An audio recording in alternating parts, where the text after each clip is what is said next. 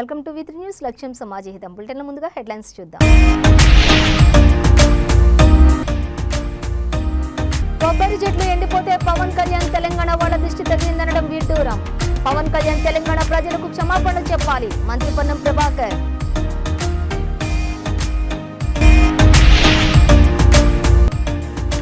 Residency junior కళాశాలలో cyber అవగాహన కార్యక్రమం. సైబర్ నేరాలపై విద్యార్థులకు అవగాహన కల్పించిన ఫలక్నుమా పోలీసులు.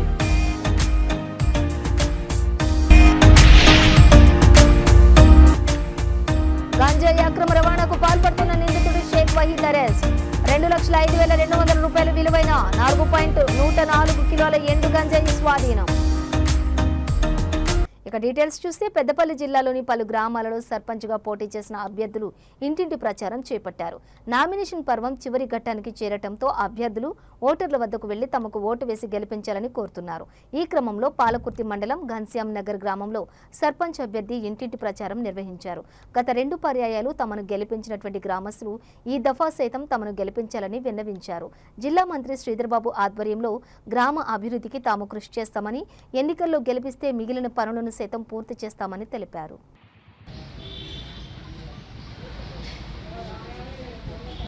అత్తమ్మ బాగున్నావా? సర్పంచ్ అమ్మనే వచ్చింది.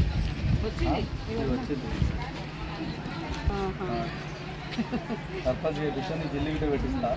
మీకు ఇంత జాగా మీ ఇద్దరికి ఇంత నమ్మిల్లు ఇస్తా. తప్పకుండా చేయండి. వాళ్ళు కైకి పనిపోయి పొద్దున పోతారు, మళ్ళీ వస్తారు. గుర్తులు వచ్చినాక మళ్ళీ వస్తా. ఆ చెట్టు కాడికిదా, ఆ చెట్టు కాడికిదా.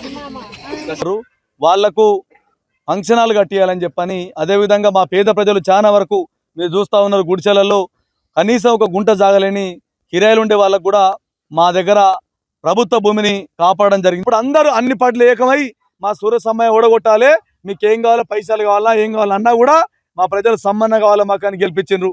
అదేవిధంగా ఆనాడు ప్రభుత్వం లేదు, ఇంకా చేయాలనుకున్నాం, ఇందిరామల్లి ఇస్తా అనుకున్నాం, రేషన్ కార్డులు అనుకున్నాం, పెన్షన్లు అనుకున్నాం.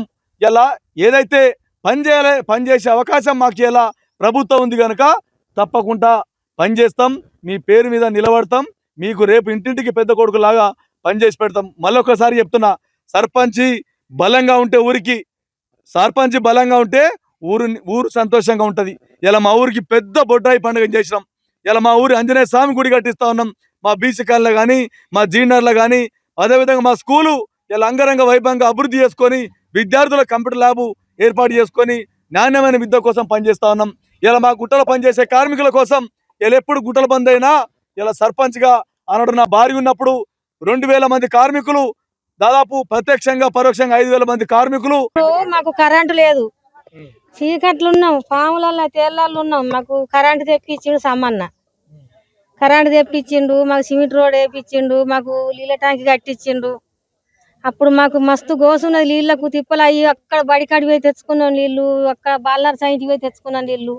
అటువంటిది మాకు నీళ్ళ సౌలభ్యం చేసిండు సమ్మన్న. మాకు సిమెంట్ రోడ్ వేయించిండు, మాకు కరెంటు ఫ్రీ వేయించిండు, మాకు అన్ని సౌలభ్యం చేసిండు. మేము నరసమ్మకు ఓటేస్తాం, సమ్మన్నలా మాకు నరసమ్మకి వేస్తాం. నా పేరు సూర నరసమ్మ. మీకు అందరికీ నమస్కారం, పెద్దలకు చిన్నలకు అందరికీ నమస్కారం. నా కొడుకు సర్పంచ్గా నిలబెట్టిండు, అందరు ప్రజలంతా కలిసి నన్ను ఎన్నుకున్నారు బాబు. నా కొడుకు పని చేసిండు, ఇక్కడ అంతా వాడకు పని చేసిండు. మీకు అందరికీ తెలుసు, నా కొడుకు కోడలకు అవకాశం రాలేదని నన్ను పెట్టుకున్నారు బాబు. మీకు అందరికి పని చేసే బాధ్యత నా కొడుకు అయితే అందరు ఊరికి పని అయితే చేసిండు బాబు, అందరికీ తెలుసు. ఇప్పుడు నన్ను అందరు కలిసి అనుకున్నారు బాబు, మేము మా అమ్మకు కొంచెం వచ్చింది కదా అవకాశం, నీ కొడుకు పని చేస్తారు ఎమ్మటుండి అని అందరూ నాకు చెప్తే అందరి పేరు నేను నిలబడ్డ బాబు, అందరి ఆశీర్వాదం తీసుకొని నేను నిలబడ్డ బాబు. తెలంగాణ, ఆంధ్రప్రదేశ్ 2 రాష్ట్రాలు అన్నదమ్ముల భావంతో ఉండే రాష్ట్రాలు అని మంత్రి పొన్నం ప్రభాకర్ అన్నారు. అయితే తెలంగాణ తుఫాన్లో మునుగుతూ ఉంటే మేము ప్రకృతి వైపరీత్యం అనుకున్నాం తప్ప ఆంధ్రప్రదేశ్ను తప్పు పట్టడం లేదని పొన్నం అన్నారు. ఎక్కడో కోనసీమలో కొబ్బరి చెట్లు ఎండిపోతే ఆంధ్రప్రదేశ్ ఉప ముఖ్యమంత్రి తెలంగాణ వాళ్ల దిష్టి తగిలింది అనటం ఆయన వివేకవంతుడో అవివేకవంతుడో తెలవటం లేదని మంత్రి పొన్నం ప్రభాకర్ ఎద్దేవా చేశారు. పవన్ కళ్యాణ్ మాటలపై ఆంధ్రప్రదేశ్ ముఖ్యమంత్రి స్పందించాలని పొన్నం అన్నారు. ఇక రెండు రాష్ట్రాల మధ్య వైషమ్యాలు కలిగేలా ఉప ముఖ్యమంత్రి పవన్ కళ్యాణ్ మాట్లాడడం దురదృష్టకరమని అన్నారు. అక్కడెక్కడో చెట్లెండిపోతే మా దిష్టి తగిలిందని నిందిస్తే ఇది తెలంగాణ ప్రజలకు అవమానకరమని మంత్రి పొన్నం తెలిపారు. ఇక వెంటనే పవన్ కళ్యాణ్ తన మాటలు ఉపసంహరించుకోవాలని, ఇక భవిష్యత్తులో ఇలాంటి వివక్షపూరిత మాటలు మాట్లాడవద్దని విజ్ఞతంగా వ్యవహరించాలని పవన్ కళ్యాణ్ కు మంత్రి పొన్నం ప్రభాకర్ హితవు పలికారు. తెలంగాణ, ఆంధ్రప్రదేశ్ రెండు రాష్ట్రాలు కూడా ఒక అన్నదమ్ముల భావంతో ఉండేటువంటి రాష్ట్రాలు. తెలంగాణ తుఫాన్లో మునుగుతుంటే కూడా మేము ప్రకృతి అనుకుంటున్నాం తప్ప ఆంధ్ర ప్రజల తప్పు పడతలేదు. ఎక్కడో కోనసీమలో కొబ్బరి చెట్టు ఎండిపోతే ఆంధ్రలో ప్రాతినిధ్యం వహిస్తున్న ఉప ముఖ్యమంత్రి తెలంగాణ వల్ల దృష్టి కలిగిందంటే ఆయన వివేకవంతుడో అవివేకవంతుడో నాకు తెలియదు.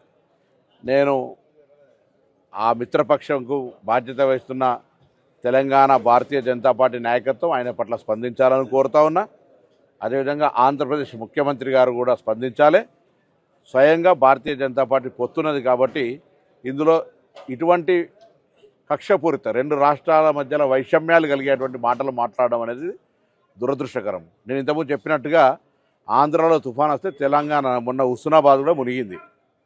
మేమేం ఆంధ్ర ప్రజలను తప్పుపడతలేదు, ప్రకృతి వైపరీత్యం కింద భావిస్తా ఉన్నాం. అక్కడెక్కడో చెట్లు ఎండిపోతే మమ్మల్ని దృష్టి కలిగిందని నిందిస్తే ఇది తెలంగాణ పౌరులకు అవమానం. వెంటనే ఉపసంహరించుకోవాలి, క్షమాపణ కోరాలి. భవిష్యత్తులో ఇటువంటి వివక్షపూరిత మాటలు మాట్లాడద్దు, విజ్ఞతగా వ్యవహరించు. ఉప ముఖ్యమంత్రి అయినా ఇంకా సినిమా నటుడు కాదు, కొంత బాధ్యతగా మాట్లాడు నేర్చుకోవాలని చెప్పి నేను ఈ సందర్భంగా కోరుతా ఉన్నా. ఇవాళ తెలంగాణ, ఆంధ్ర కలిసి దేశంలో ఉన్నతంగా ఎదగడానికి ప్రయత్నం జరగాలి తప్ప ఇటువంటి వైషమ్యాలను సృష్టించేటువంటి మాటలు మా నుంచి రావు, మీరు మాట్లాడద్దు. తెలంగాణ, ఆంధ్రప్రదేశ్ రెండు రాష్ట్రాలు కూడా ఒక అన్నదమ్ముల భావంతో ఉండేటువంటి రాష్ట్రాలు. తెలంగాణ తుఫాన్లో మునుగుతుంటే కూడా మేము ప్రకృతి అనుకుంటున్నాం తప్ప ఆంధ్ర ప్రజల తప్పు పడతలేదు. ఎక్కడో కోనసీమలో కొబ్బరి చెట్టు ఎండిపోతే ఆంధ్రలో ప్రాతినిధ్యం వహిస్తున్న ఉప ముఖ్యమంత్రి తెలంగాణ వల్ల దృష్టి కలిగిందంటే ఆయన వివేకవంతుడో అవివేకవంతుడో నాకు తెలియదు. నేను ఆ మిత్రపక్షంకు బాధ్యత వహిస్తున్న తెలంగాణ భారతీయ జనతా పార్టీ నాయకత్వం ఆయన పట్ల స్పందించాలని కోరుతా ఉన్నా. అదేవిధంగా ఆంధ్రప్రదేశ్ ముఖ్యమంత్రి గారు కూడా స్పందించాలి. స్వయంగా భారతీయ జనతా పార్టీ పొత్తున్నది కాబట్టి ఇందులో ఇటువంటి కక్షపూరిత రెండు రాష్ట్రాల మధ్యలో వైషమ్యాలు కలిగేటువంటి మాటలు మాట్లాడడం అనేది దురదృష్టకరం. నేను ఇంతకుముందు చెప్పినట్టుగా ఆంధ్రాలో తుఫాన్ వస్తే తెలంగాణ మొన్న హుస్నాబాద్ కూడా మునిగింది. మేమేం ఆంధ్ర ప్రజలను తప్పుపడతలేదు, ప్రకృతి వైపరీత్యం కింద భావిస్తా ఉన్నాం. అక్కడెక్కడో చెట్లు ఎండిపోతే. ఇటీవల తెలంగాణపై పవన్ కళ్యాణ్ చేసిన వివాదాస్పద వ్యాఖ్యలపై రాష్ట్ర రోడ్లు, భవనాలు, సినిమాటోగ్రఫీ శాఖ మంత్రి కోమటిరెడ్డి వెంకటరెడ్డి స్పందించారు. గాంధీ భవన్ వద్ద మీడియాతో మంత్రి మాట్లాడుతూ కోనసీమలో కొబ్బరి చెట్లు ఎండిపోతే తెలంగాణ వాళ్ళ దిష్టి తగిలిందని అన్న పవన్ కళ్యాణ్ వ్యాఖ్యలను ఖండిస్తున్నామని అన్నారు. తెలంగాణ సమాజాన్ని తక్కువ చేసి మాట్లాడడం కరెక్ట్ కాదని మంత్రి కోమటిరెడ్డి సూచించారు. తక్షణమే పవన్ కళ్యాణ్ తెలంగాణ ప్రజలకు క్షమాపణ చెప్పాలని అన్నారు. పవన్ కళ్యాణ్ కొత్తగా రాజకీయాల్లోకి వచ్చారు, ఇక మంచి చేయాలనే ఉద్దేశంతో వచ్చి ఉంటారు, కానీ ఇలాంటి వ్యాఖ్యలు చేయడం సరికాదని కోమటిరెడ్డి హితవు పలికారు. చిరంజీవి మంచి వ్యక్తి అని ఇలాంటి వివాదాస్పద వ్యాఖ్యలు చేయరని అన్నారు. సినిమాటోగ్రఫీ మంత్రిగా చెప్తున్న పవన్ కళ్యాణ్ క్షమాపణ చెప్తే నైజాంలో 2 రోజులైనా సినిమాలు ఆడతాయి, ఇక లేదంటే నీ సినిమా నడవదని హెచ్చరించారు. కానీ ఈ విధంగా మాట్లాడి దాదాపు 13 సంవత్సరాలు అయిపోయింది. తెలంగాణ 13 సంవత్సరంలో పడుతున్నది. ఈ సమయంలో మా తెలంగాణని అవమానపరచొద్దని పవన్ కళ్యాణ్ గారు బేషరతుగా క్షమాపణ చెప్పితేనే తెలంగాణ ప్రజలు క్షమిస్తారు. నైజాంలోనే చిరంజీవి ఫ్యామిలీ సినిమాలు ఎక్కువగా వాడుతుంటాయి, వాళ్ళే ఇప్పుడు దాన్ని క్షమాపణ చెప్పకపోతే ఎవ్వరు కూడా చిరంజీవి గారికి సంబంధం లేదు. Chiranjeevi is a super man, ఆయన ఎప్పుడు కూడా వివాదాలకు దూరంగా ఉంటారు. కానీ పవన్ కళ్యాణ్ కొత్తగా రాజకీయాలకు వచ్చి డిప్యూటీ సీఎం కాగానే తెలిసి తెలియకనే మాట్లాడిండో, మరి కావాలని తెలంగాణ వాళ్ళని అవమానపరచాలనుకుండో ఏమనుకుండో, కానీ దానికి క్షమాపణ చెప్తే కనీసం ఆయన సినిమా 1-2 రోజులన్నా ఆడుతుంది. చెప్పకపోతే ఎక్కడ కూడా తెలంగాణ థియేటర్లలో సినిమాలు రిలీజ్ కావు. కానీ ఈ విధంగా మాట్లాడి దాదాపు 13 సంవత్సరాలు అయిపోయింది. తెలంగాణ 13 సంవత్సరంలో పడుతున్నది. ఈ సమయంలో మా తెలంగాణని అవమానపరచొద్దని పవన్ కళ్యాణ్ గారు బేషరతుగా క్షమాపణ చెప్పితేనే తెలంగాణ ప్రజలు క్షమిస్తారు. సార్ నైజాంలోనే చిరంజీవి ఫ్యామిలీ సినిమాలు ఎక్కువగా వాడుతుంటాయి. వాళ్ళే ఇక ఇప్పుడు దాన్ని క్షమాపణ చెప్పకపోతే ఎవ్వరు కూడా చిరంజీవి గారికి సంబంధం లేదు. Chiranjeevi is a super man. ఆయన ఎప్పుడు కూడా వివాదాలకు దూరంగా ఉంటారు. కానీ పవన్ కళ్యాణ్ కొత్తగా రాజకీయాలకు వచ్చి డిప్యూటీ సీఎం కాగానే తెలిసి తెలియకనే మాట్లాడిండో, మరి కావాలని తెలంగాణ వాళ్ళని అవమానపరచాలనుకుండో ఏమనుకుండో, కానీ దానికి క్షమాపణ చెప్తే కనీసం ఆయన సినిమా 1-2 రోజులన్నా ఆడుతుంది. చెప్పకపోతే ఎక్కడ కూడా తెలంగాణ థియేటర్లలో సినిమాలు రిలీజ్ కావు. సినిమాటోగ్రఫీ మినిస్టర్గా నేను చెప్తున్నా ఈ మాట. ఖమ్మం సూర్యాపేట జాతీయ రహదారిపై రోడ్డు ప్రమాదం చోటు చేసుకుంది. సూర్యాపేట బీసీ వెల్ఫేర్ కాలేజీ సమీపంలో సూర్యాపేట ఖమ్మం రహదారిపై బొలెరో వాహనం బోల్తా పడింది. బొలెరో వాహనం నడుపుతున్న డ్రైవర్తో పాటు మరో వ్యక్తికి స్వల్ప గాయాలయ్యాయి. అతివేగమే ఈ ప్రమాదానికి గల కారణమని సూర్యాపేట జిల్లా ఎస్పీ నరసింహ తెలిపారు. క్షతగాత్రులను ఎస్పీ నరసింహ పరామర్శించి వైద్య పరీక్షల నిమిత్తం స్థానిక ప్రభుత్వ ఆసుపత్రికి తరలించారు. బొలెరో వాహనం రోడ్డుకు అడ్డంగా బోల్తా పడటంతో ట్రాఫిక్ కు అంతరాయం ఏర్పడటంతో ఎస్పీ నరసింహ ట్రాఫిక్ ను క్లియర్ చేయించారు.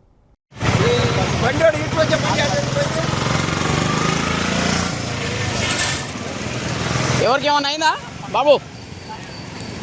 డ్రైవర్ ఏనా? ఎవరికి ఏమన్నా అయిందా?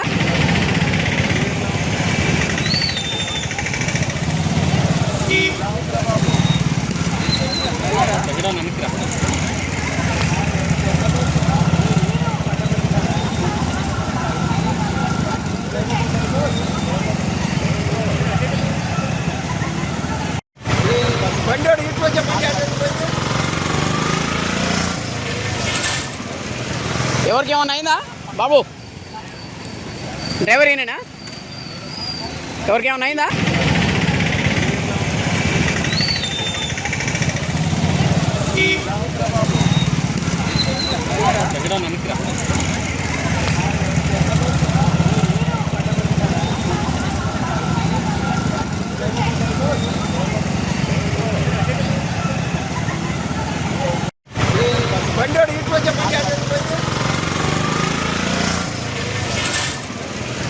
ఎవరికి ఏమన్నా అయిందా బాబు? డ్రైవర్ ఏనా? ఎవరికి ఏమన్నా అయిందా?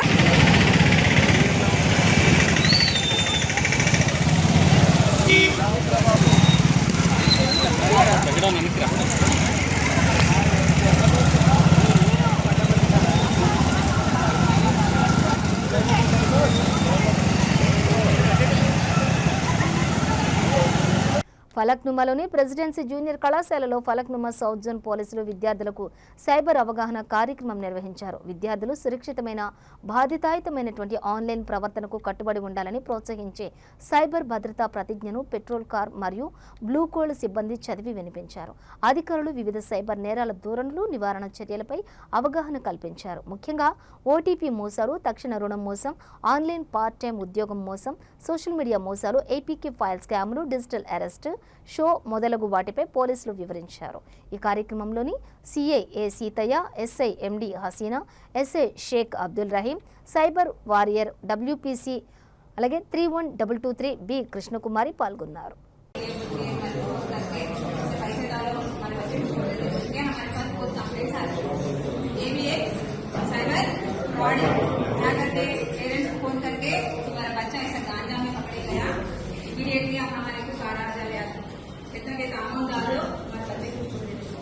कोई भी पुलिस वाले भी रहते, कोई भी आपको ऐसा फोन नहीं करते, फोन में नहीं होते, डायरेक्ट आते आपको लेके जाते, किसी को इंक्वायरी करके करते, लेकिन कोई भी ऑनलाइन में फोन करके पैसे डालो। बट इन टर्न वो जो कॉल रिसीव किया उन्होंने कॉल कर जबकि दूसरे नंबर से कॉल करके मैडम हमने से कॉल किया था, आपका ऑर्डर अर्जेंट नहीं हो थोड़ा निकलता हुआ बोलने के बाद में आप हमारे को सर्विस के लिए ना हम रिफंड करते स्कैन करोगे स्कैनर पे, बट स्कैनर अगर हम स्कैन कर रहे तो यू हैव टू थिंग्स, पे अमाउंट, रिसीव अमाउंट, राइट?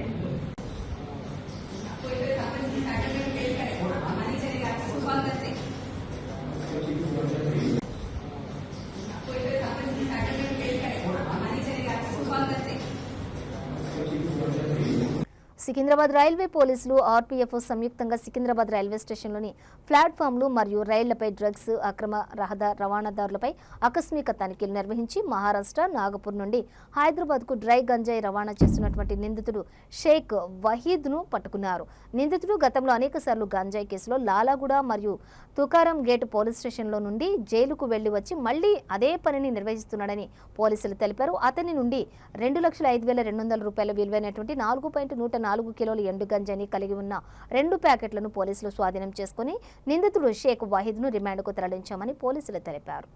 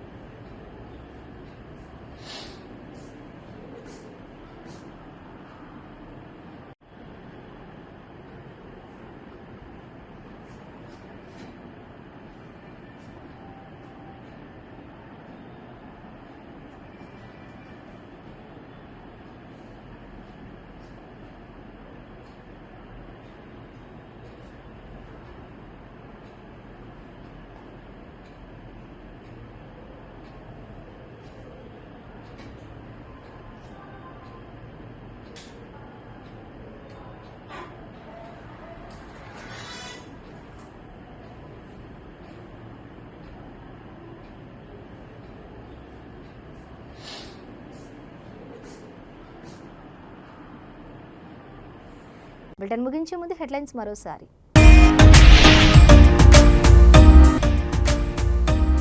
కొబ్బరి చెట్లు ఎండిపోతే పవన్ కళ్యాణ్ తెలంగాణ వాళ్ళ దృష్టి తగ్గిందనడం విడ్డూరం.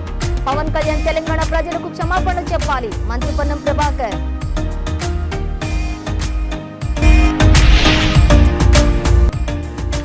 ప్రెసిడెన్సీ జూనియర్ కళాశాలలో సైబర్ అవగాహన కార్యక్రమం. సైబర్ నేరాలపై విద్యార్థులకు అవగాహన కల్పించిన ఫలక్నుమా పోలీసులు.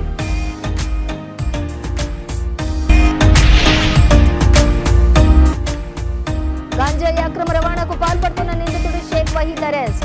2,05,200 రూపాయల విలువైన 4.104 కిలోల ఎండు గంజాయి స్వాధీనం. ఇవి బులెటిన్ డీటెయిల్స్. చూస్తూనే ఉండండి V3 న్యూస్. లక్ష్యం సమాజ హితం.